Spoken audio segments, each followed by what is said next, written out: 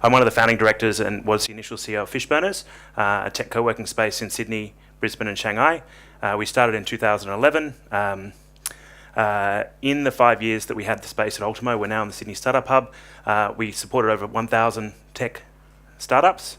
We had 5,000 events and 400,000 people came to those events. And I'd say 99% of those events were run by other people. We just provided the platform, the event space, the gear, got the sponsors to pay for the booze, all that sort of stuff. Made it easy for people to run events there. We had a lot of corporate sponsors come into Fishburners and help us provide the services to entrepreneurs who didn't have a lot of money, because at the time venture capital was pretty difficult to raise.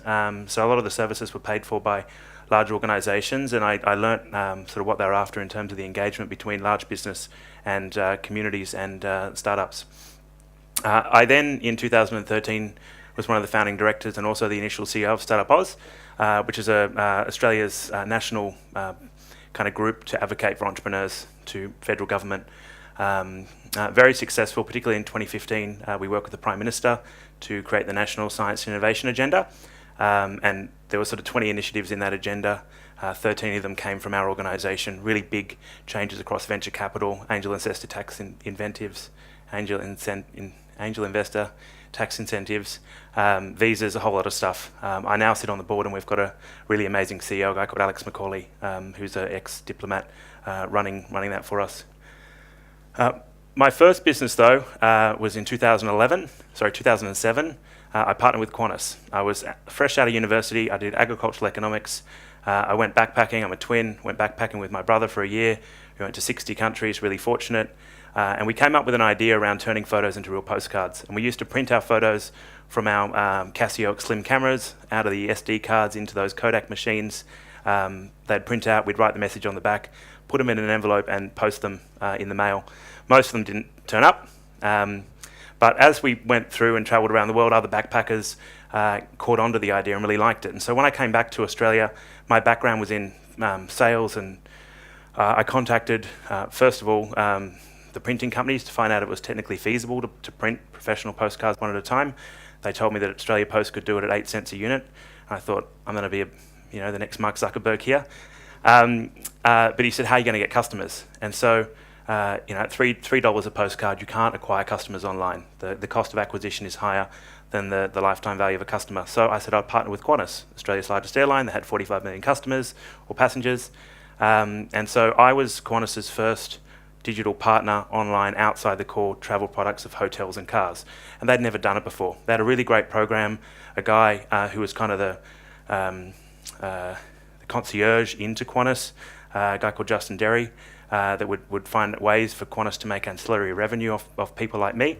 And it made it really easy, but the agreement still wasn't fit for purpose. It was like 90 pages long. The insurance contract was huge. It was around licensing the brand rather than really looking at the value exchange between the organisations. And my business partner at the time, a very successful guy, told me not to sign it, but I had Qantas, and so I signed it.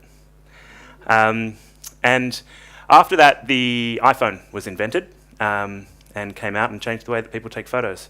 And Qantas at the time didn't have a mobile strategy, and it took them until 2012, about 4 years after the iPhone was invented, to release their first iPhone app.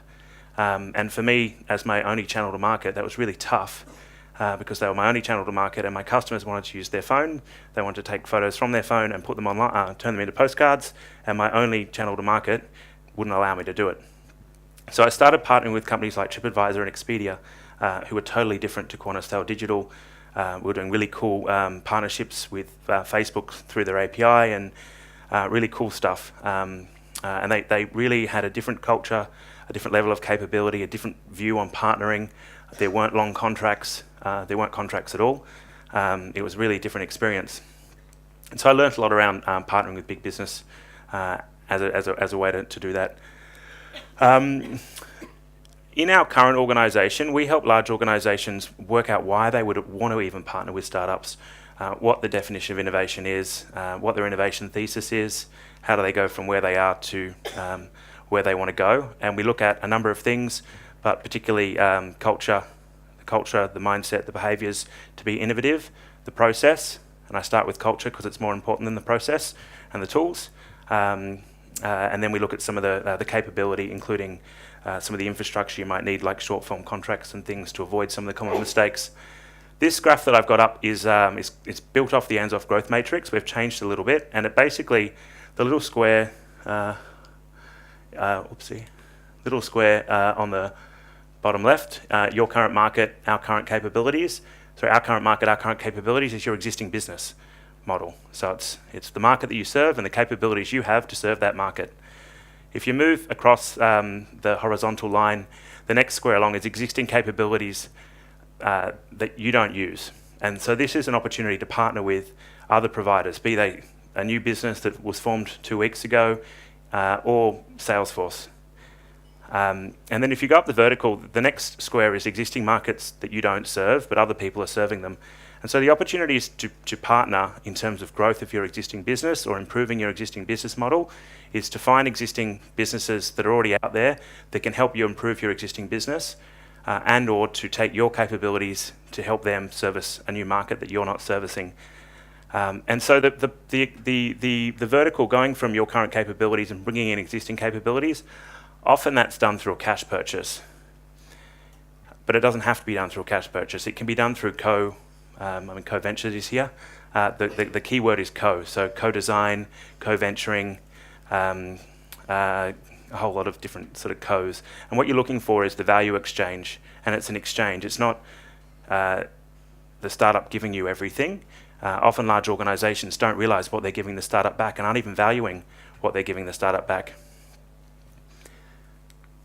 So the 5 common mistakes that the big businesses make, and this is sort of targeted to big business, and I've tried to put some checklists to make it a bit more positive. These are the things that we hear quite a lot. So I'll run through each one of them. The first one is that the expectations are mismanaged from the very beginning. And so the checklist is you really need to define the value exchange both ways. If you're a large organization, you're giving the startup a whole lot of access to information to help them develop out their customer value proposition and their business model. You might be their first customer. You might be giving them insight into what the industry needs. And so that's part of the value back to them. But they're also giving you stuff, the solution, hopefully. And so that's really important to define that value exchange and not to give away too much, or not to value particularly your contribution to it. The second one is in a partnership, often there'll be the startup will have a roadmap. And so what you need to do is define what will happen if that roadmap diverges. So if your roadmap is different to their roadmap, you don't want to squash them and say, look, you have to do what our roadmap is. And vice versa, if their roadmap is different to your roadmap, you kind of need a way to segue, a divorce plan, I suppose, a prenup. The next thing is you need to define what success is, your view and their view. And the last one is the opposite of that. So what does disappointment look like? So if the partnership isn't delivering, neither of you should be sticking around in a relationship that's not delivering the value that you wanted to, unless you've identified a way to improve that. But if you can kind of have a breakup clause in the contract where you're not getting the results, it'll help you move on quicker and help them move on quicker as well. The next one is lack of alignment to your strategy, and we see this a lot. A lot of people value output and activity over business outcomes. So the checklist is, how does it align to your core business and growth objectives? If you look at the Ansoff growth matrix, the matrix that I showed you before, are you trying to partner with somebody with an existing capability to improve your business, or are you trying to go into a new market? And why are you going external? Is it just a cool tech startup you met and that you want to bring in because you want to look cool inside your organization, which we see a lot? Or is it more purpose-driven and you've gone to identify some people and reach out to the co-venture guys that are here because they've got a cool model to help you do stuff like that. The third one is lack of speed. Startups move way faster than large organizations. So what you want to do is check the runway with the startup. What is their runway, which is how much time do they have left till they go out of business or have to raise more money? And normally it could be, startups operate from anywhere from 3 months to maybe a year. And check how fast maybe you've moved in previous engagements, and just make sure there's an alignment. And if there's not an alignment, you've got to work out how you can move faster so you don't force them into wind up or failure, essentially. Momentum and traction are number one for startups. It's the number one thing that the startups need to get. So make sure that you've got a plan to enable them to satisfy that. The next one is just understanding the cultural difference. There was a gentleman I met from Macquarie Bank before that's doing a startup. This is sort of talks to you as well. One is if you've got a startup that you're partnering with, get that startup to have independent advice. Just because you can use the legal team from the big corporate or you can use the marketing team from the big corporate, you really don't want to, because they're paid to protect the incumbent. They're not there for you. They're not servicing you at all. And so what you want to do is get independent advice around marketing, legal, risk in particular, that is in your best interest or the new venture's best interest. And then you can negotiate with the internal legal team. But I suppose the saying is, just because you can doesn't mean you should. And in this particular case, you really shouldn't. And the last one is colocation. Most of the big startups, Eubank, Dan Murphy's, Woolworths, they're not co-located. The big startups that are backed by big companies, they're not co-located. So really think, is co-location necessary? Sure, as a big company, you get to understand how they work and you get some startup culture inside your company, but I would suggest that the damage to the outcomes in terms of the partnership is more than the benefit that you're getting from co-location. And the last one is shoehorning into existing templates. Just like Qantas, I was given a 100-page legal agreement. Often what we see is the insurance policies inside large organisations have a 7-year trailing clause, and sometimes the cost of that insurance policy is more than the value exchange, depending on what the startup is. And this kind of goes almost as well for procurement. If you're trying to procure with a company, say the agreement's worth 50 grand, that clause is probably worth more than the deal. And you don't need to be putting the risk onto a small business. You guys have your own insurance policies. Other things that we hear really, really commonly, that not always, but particularly from more immature organisations in terms of their model, is we could do this ourselves. Could, meaning that they think they could do it with like 50 grand or something like that. We can do it on the side, so this can be a side project for people to do it on a side of their day job. And one thing that we often find is that the startups that you're trying to copy or that you're trying to partner with, the amount of venture capital that they've put into the organisation isn't 50 grand or 100 grand, it's $1 million to $500 million. The quantum is just hugely different. So really check, there's an organisation called CB Insights that we look at, really check to see how much money has been put into either them or their competitors. Kind of gives you a benchmark for how much money you might need to spend as well. And it's not 50 grand or 100 grand.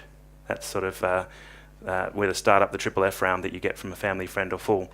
But inside large organisations, that's kind of your seed funding that you've gone and begged, from a committee.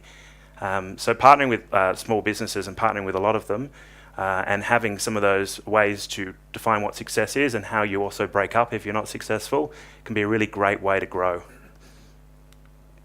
Our slides are online, so if you want to grab them, there's the address. But I thought I'd save 5 minutes at the end for questions, because I know we've got a lot of entrepreneurs here as well.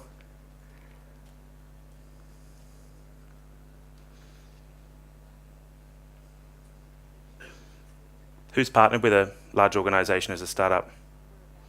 You're about to? You have? How did it go? Drone safe? Done safe. Yeah, good. Yeah, really good. It obviously takes a lot of work, but... There's just a microphone here. Sorry.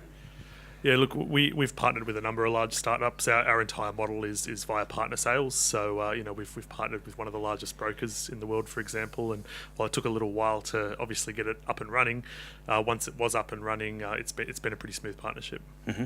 Yeah. Good. Have they partnered with other businesses before? Yeah, they have, absolutely. Yeah. Good. As as a startup, I often find people, if they don't get product market fit, it's because their channel's not right. And if they can't acquire customers, just like I couldn't with my postcard business, one of the best ways is to partner with somebody that already has the customers.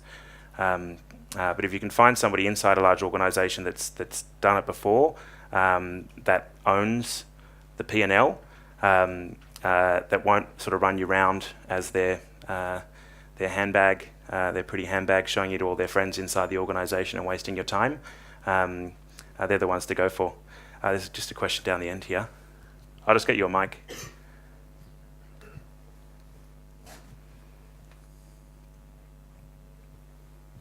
Thanks for that. It was great. Great presentation. I'm just curious, from a startup's perspective, what's the best way to keep momentum up in those relationships? Because obviously that's a big problem. Once you start the relationship, it can lag off and lose attention. What's the best way from the startup's perspective to keep that going? Yeah, I think there's a couple off the top of my head. One is really to define let's go back to this slide here. So this sort of expectations. So define success, define disappointment, set up regular meetings with the most senior person that owns the relationship. And when I say regular, you want to be setting up sort of monthly or bi-monthly, sort of fortnightly whip calls at least to help them unblock things. And just be really open. This is what we agreed to. It's not happening. It's going way too slow. That's in an organisation that's probably less mature. Like with Qantas, when I was partnering with them back in 2006, they didn't have the infrastructure they have today. If you were a startup going into Qantas, it's much easier. They've got a whole heap of stuff already. Yeah, so it's just expectation management and making sure you have regular calls with the stakeholder. Don't get pushed down into the doers. You need to maintain your relationship with the most senior person who can unblock things. Got 3 minutes left. What about the co-ventured crew? What have you sort of your experience helping? Yeah. Is there a mic? Maybe explain what co-ventured is. Thank you. Thanks, Peter.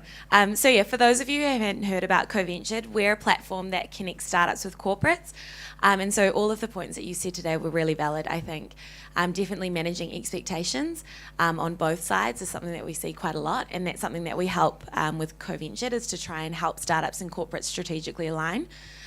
So that's the best thing for startups, is that we we work with the corporates to try and help them refine what they're actually looking for when they're looking to partner with startups.